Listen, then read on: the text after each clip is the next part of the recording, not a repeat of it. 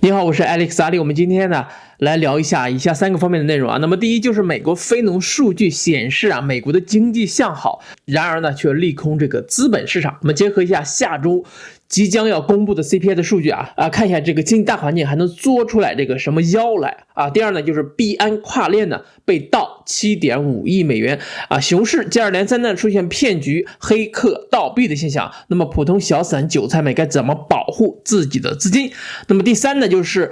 马斯克呢最终还是要收购推特，狗狗币在得到消息之后拉升了一下就蔫了，后面呢还有没有希望继续拉升？那我的这个大胡子这个究竟何时才能够剪掉啊？如果你是第一次打开我的视频，我的频道呢是专注于加密货币和区块链，视频主要讲解币圈的基本面分析和一些大事件对整个币圈点点滴滴的影响。另外呢，我在这个电报有个会员群我的目标呢是带领群内所有的朋友在下个牛市周期内赚够这辈子足够的资金。感兴趣的朋友请通过视频下方的缓冲群的链接找到我，或者是群助手咨询进群的方式。首先我们进入今天节目的第一部分那么今天早上美国公布9月份的失业率的数据是 3.5%， 预期呢是 3.7%， 前值呢也是 3.7%。 美国9月季调后的非农就业人口呢，现在的数据呢是 26.3 万人，前值呢是 31.5 万人，预期呢是25万人，创了2021年4月份以来的最小的这个增幅。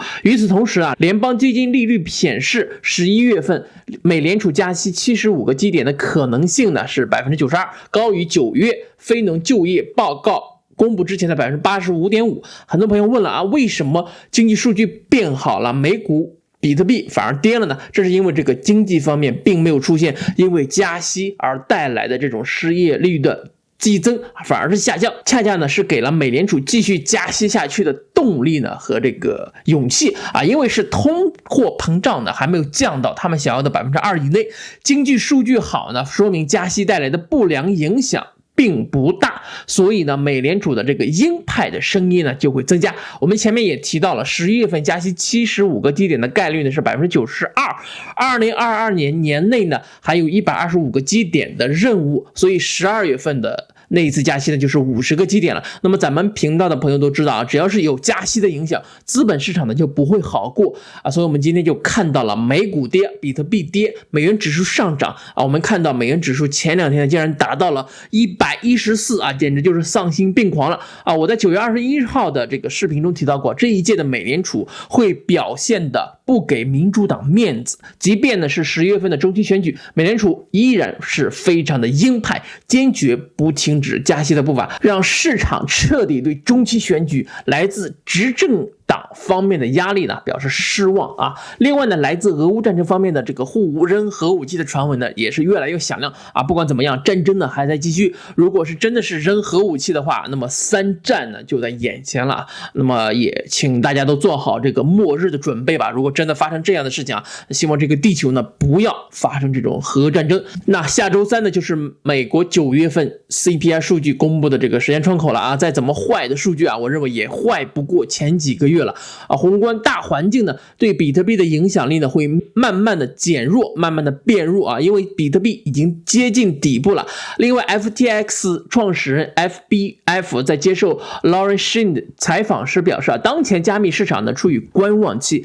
并没有出现持续性的资金的流出且在这个 Terra 和3件资本事件之后并没有出现更多的灾难性的事件，所以整体的市场呢比较的稳定。未来最有可能对市场产生重大影响的事件呢还是行业监管制度的影响特别是美国的监管制度的明确，这将使行业参与者可以有一个清晰的发展的路径，同时保证客户受到这种资金的保护来自监管方面的保护，相信这一点在不久的将来即将实现。关于美国监管方面的这个内容我们在视频里面也是多次提到过有最新的消息呢我会在第一时间通知大家。那么接下来我们看今天的第2部分内容边跨链被黑客攻击，黑客对跨链桥 BSC Token Hub 攻击，盗取了200万枚的 BNB 称已暂停网络运行，正在调查潜在的漏洞。那么根据赵长鹏的推文他说这个跨链桥合约 Token Hub 的某漏洞呢导致了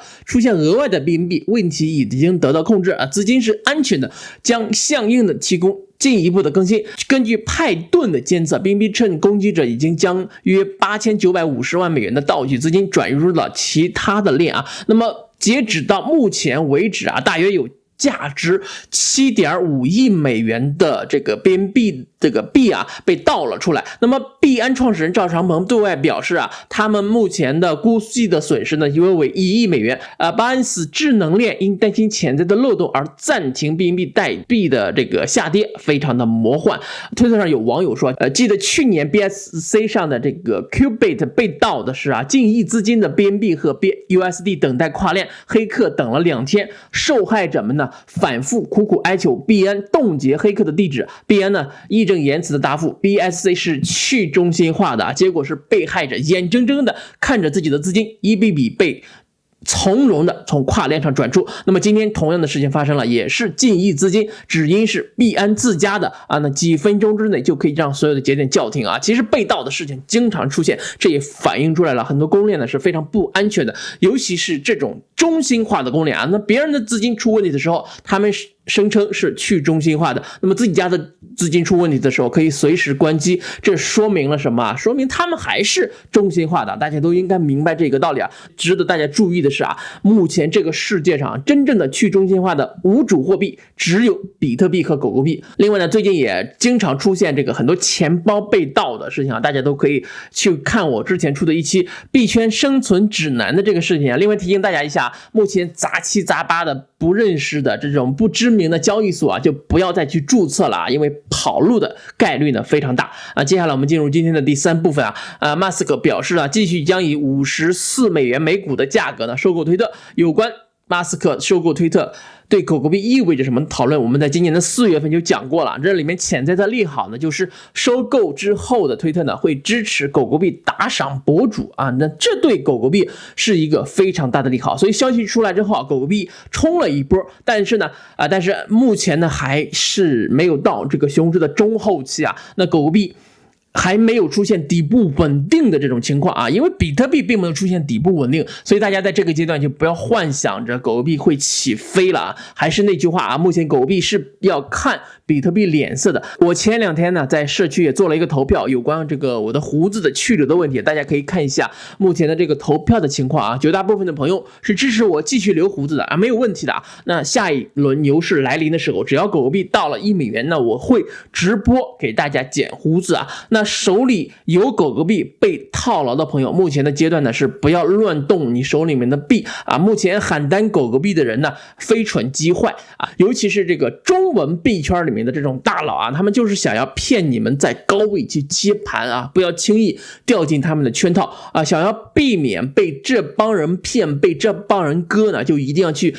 及时的去学习最新的区块链的知识，更新你的认知，学习比特币的知识我知道很多狗狗币的支持者持有者呢是拒绝学习的，这是非常严重的错误不学习呢，你的思想就停留在那儿了，那是非常容易被人牵着走的。那么问题来了，怎么学习呢？怎么尽快的去学习呢？我建议你呢去多看英文的这个消息多看英文的推特，多看油管上博主的视频或者是你加入我的会员，我可以手把手教你，让你快速成长。好，以上呢就是今天视频所有内容了。如果说觉得对你的投资和思考有所帮助，请点赞这个视频，订阅我的频道。我们下次再会，让我们一起进步，共同发财。Peace。